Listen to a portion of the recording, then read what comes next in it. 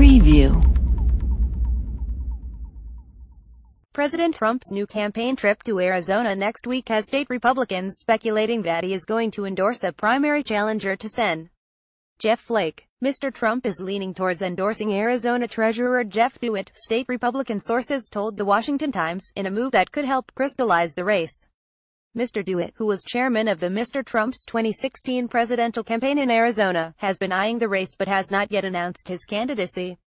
The White House announced the August 22 rally on Wednesday, and it comes at a time when Arizona has emerged as a key test for the GOP, which is riven by pro-Trump and anti-Trump factions.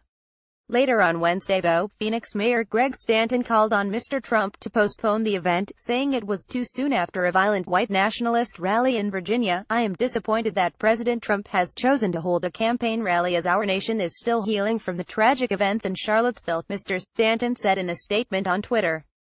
"It is my hope that more sound judgment prevails and that he delays his visit." Earlier this summer, Mr. Trump floated the possibility of spending $10 million to help unseat Mr. Flake, who has been one of the president's top opponents within the Republican Party.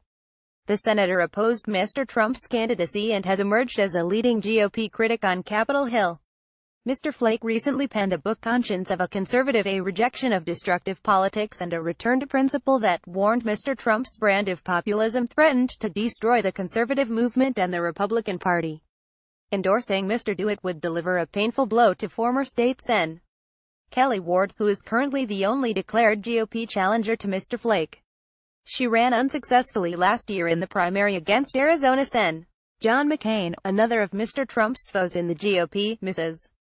Ward has been courting Mr. Trump's support, but the president has soured on her, according to sources in Arizona. Mrs. Ward recently met with the president at the White House, but the sit-down grew testy and ended abruptly, according to the source.